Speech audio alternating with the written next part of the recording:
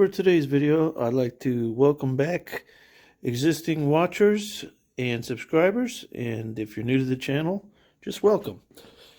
Today I have a motor disconnected from a DeWalt chop saw. It's one of the compound slide miter saws, and the bearings, if we look in there, are in terrible shape. The cage is mutilated. There's a couple of balls missing out of this side, and it sounds about as good as it looks, which is not very good at all. So let's see, can we save this motor? It's quite an expensive motor to buy new, and there's some people on eBay that sell replacement ones, and that's fine if that's the way you want to go. But this one hasn't spun around like one I've seen in the past, where it actually spun the bearings and then damaged the housing here. So maybe this one could be saved. The saw is about a $600 saw new. If you get it on sale, you might get it for $400, but pretty expensive saw, so probably worth fixing. Let's see if we can get in here and work on this.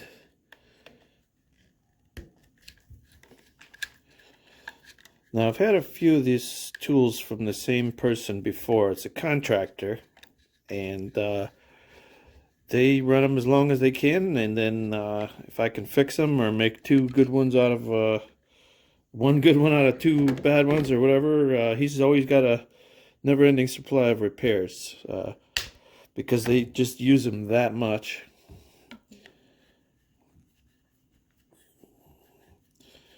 So maybe this one we'll be able to repair it just with bearings if we get lucky. I don't know that we'll get lucky, but we're going to give it a try.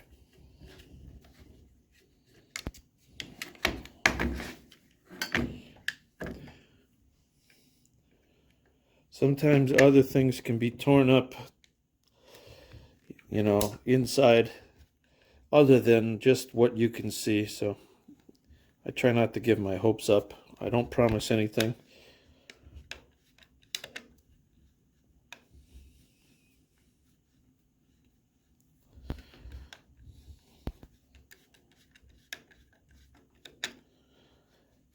If you were working at a professional repair shop, you would just tell him he needs a new motor.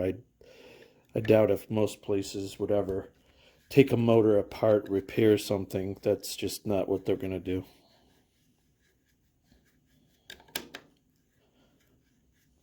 So, potentially, if I wasn't doing this, maybe it would have been thrown in the garbage. So maybe we're saving something from the giant landfill. I don't know. Maybe. We'll try. So what I'm going to do is not take it out, because if I do, these wires come out. I wonder if just this end part comes off. The only thing is, this must be pressed fit on there.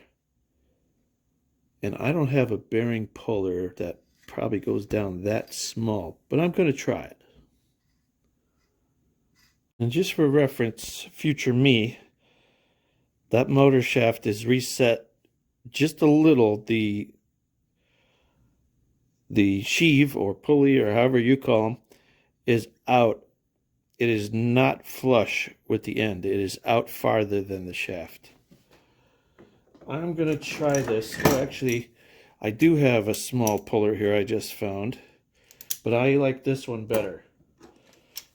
This is a Posi lock 104. Really cool, because it's got the cage that holds the teeth onto the workpiece. Whereas a normal one, you're having to hold the pieces and they slip off. You go to tighten it and it slips off, and you know, or it could. Let me see if I can get this one in there. I'm going to use this one. And if this one will go small enough, because I don't know the answer to that. But I really prefer these Posi locks. If you have one, you will appreciate it, because it stays locked onto the workpiece. And I believe right now it will go small enough.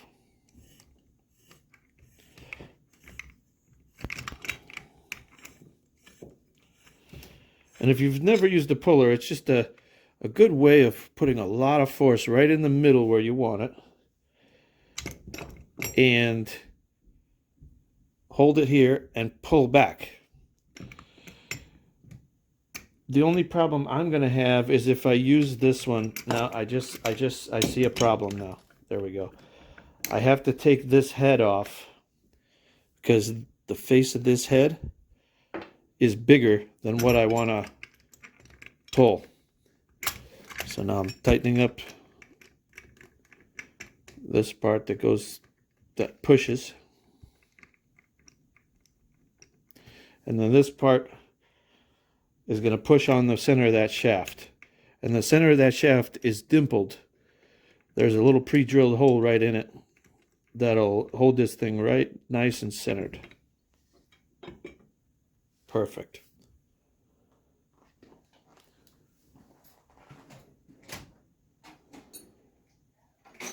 I'm going to do mine with an adjustable wrench. I'm going to tighten this up some more. And then you just turn this with an adjustable wrench or impact or whatever you have.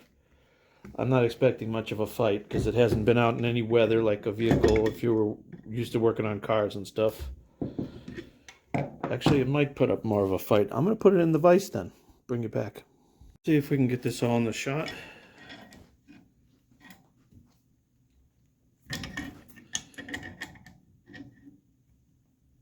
And the answer is, will it come off easy? No, it will not. I am going to hold it.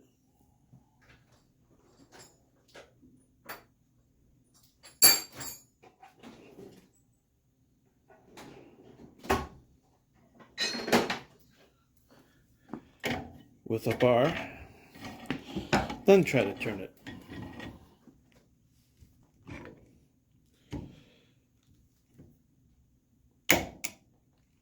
I heard something. I don't know if that was a good snap, but I heard one. Nope, it came off the edge. Plan C. Okay, because I was having a hard time holding that, I've got it gripped back on there now properly. Because I was having a hard time holding that, I'm going to use this to prevent it from spinning.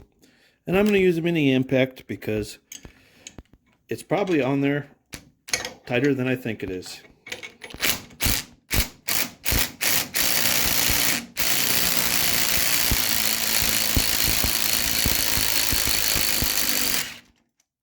Perfect.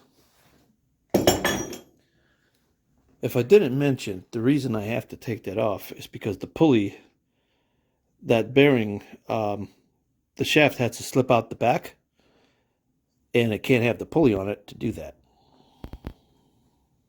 All right, and there we have a perfectly reusable sheave, pulley, whatever you like to call them. So let's see. I see this thing is popped open by itself.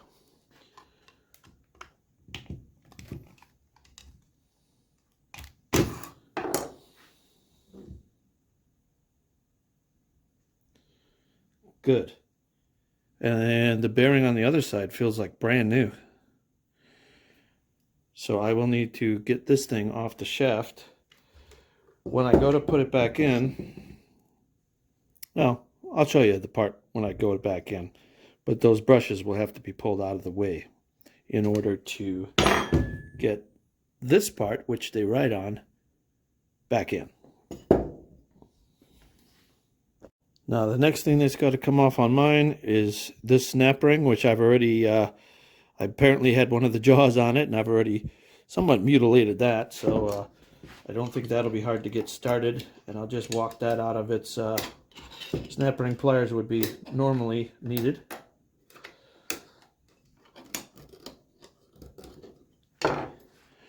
Work that out of its home. Here's a piece of the bearing cage. Little carnage there. that fell out of there. Now I got to get this shaft back out of that bearing. Let's go back to the vise. I fully expect that bearing to drop out of the back if it doesn't have a retaining ring. I'm going to start with a plastic mallet and escalate as necessary. There we go. And just as I thought, the bearing came off with the motor piece, and our housing, which has just a little bit of damage from that race probably flying around, is okay and usable again. Okay, so I have already broken off a couple of the fins on the fan, so I'm planning on replacing that. So for that reason, I don't mind forcing this puller in between the fan and the bearing. I'm going to try to pull on that bearing. You're never supposed to pull on the outer race of a bearing. Being that we're throwing that bearing away, I will get away with it. You would want to have a bearing puller, especially if you planned on reusing that fan blade. You would not want to wedge the jaws of it in between the bearing and the fan blade. But let's see if we can get this loose.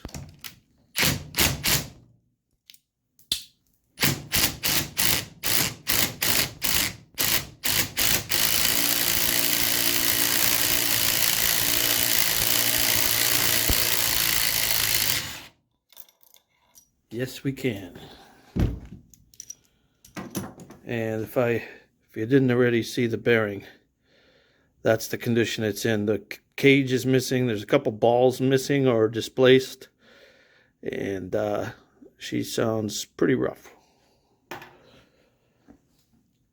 Little spacer in between it and the fan blade.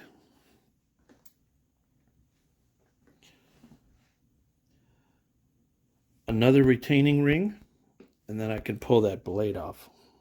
In case you're wondering how I've used this in the vise without damaging it, these aluminum pieces go over the jaws. They're magnetic. They have little magnets in them, glued in them, and this is rubber. So I'm only holding this with the rubber piece called soft jaws. That's how I'm getting away with holding that without damaging it. If you didn't have that, a piece of wood or any other thing you can use that's softer than the material that that thing's made out of will be just fine.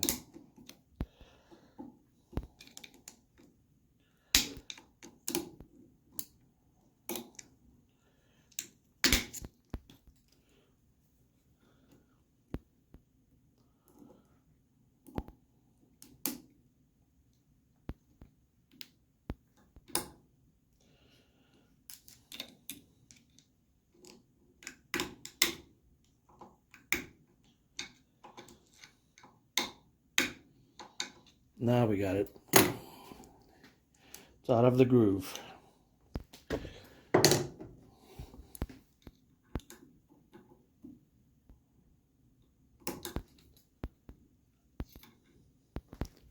A little farther.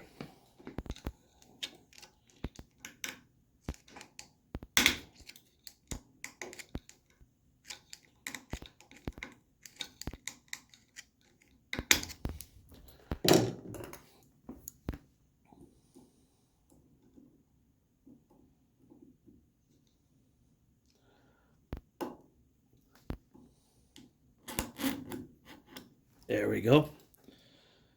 Got that.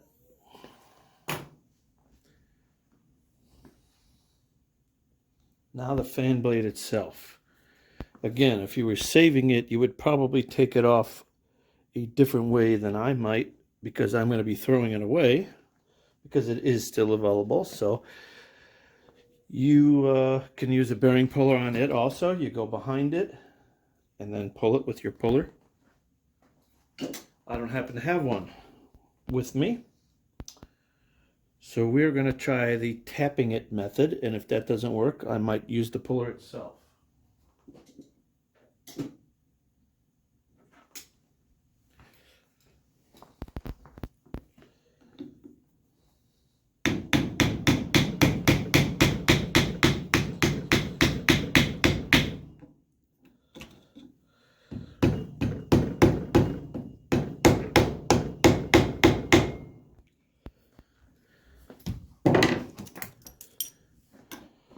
guess I'll try the puller.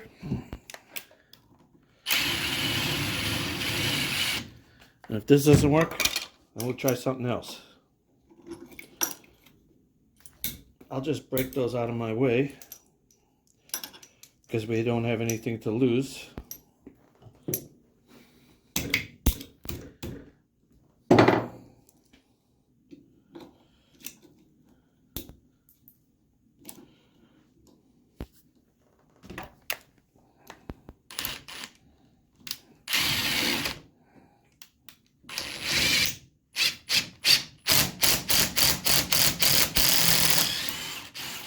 Just gives you a nice, good, controlled way of getting something off.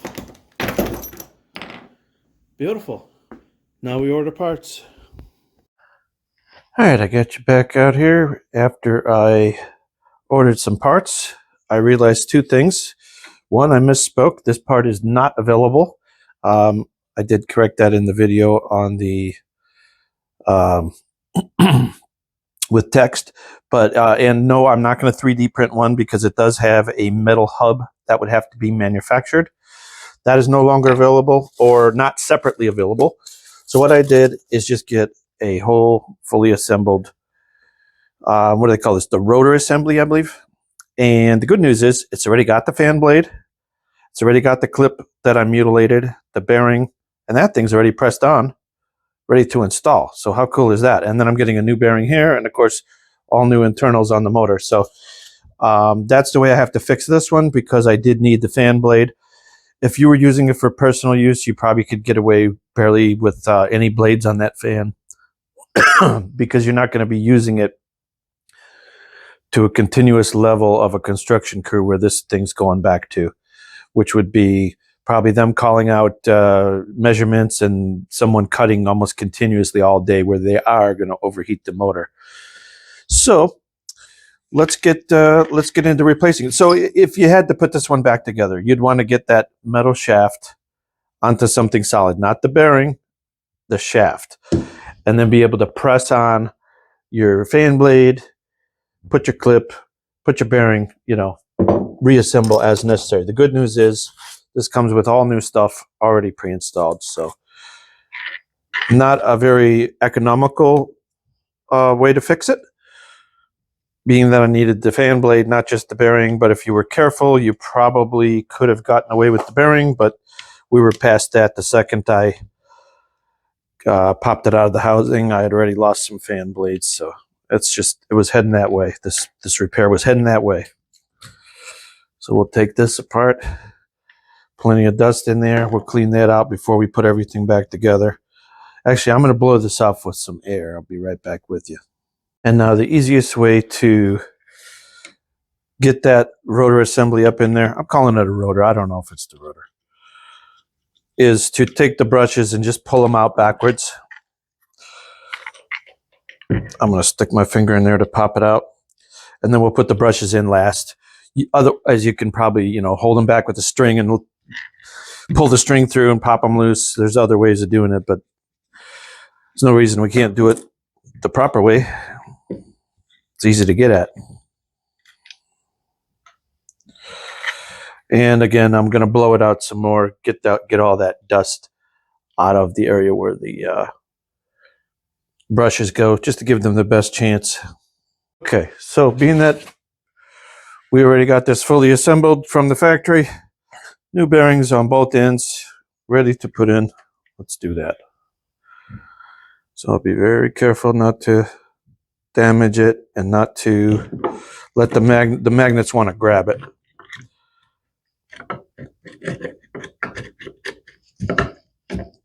Get that seated in the bearing so it centers it. There we go. Nice. Push it in a little by hand. That's all it needs.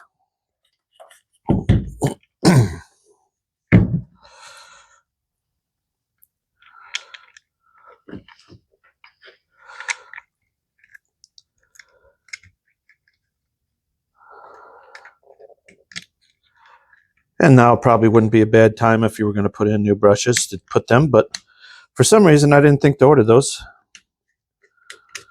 They come out externally, so you can put them in at any time.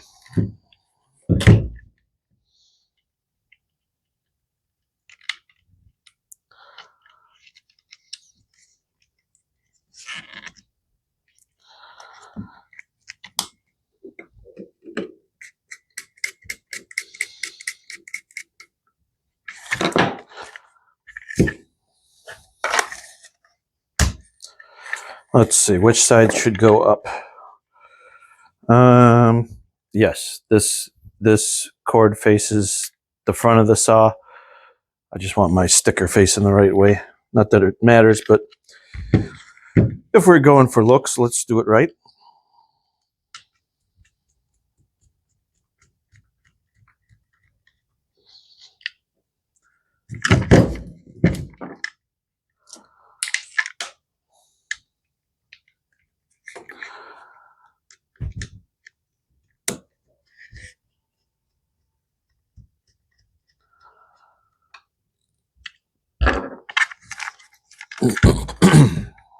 Now we got this front face plate and the recess part where the bearing goes in, not that side.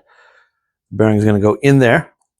And what makes this directional other than that is this, which is a tensioning jacking screw that's on the top facing away from the front of the saw. So this cord is going to be facing me, going to the trigger assembly.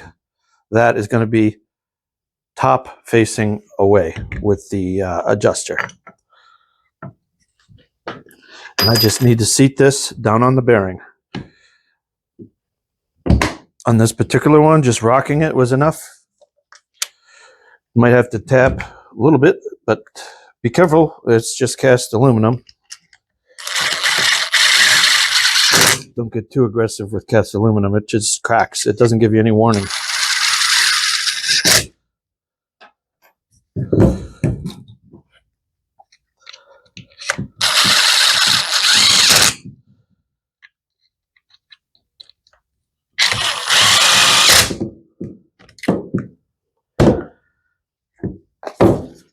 There it is. We got ourselves a refurbished motor with the brand new internals. Spins nice, ready to bolt back on the saw.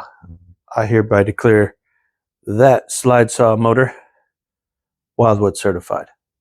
Thanks for watching.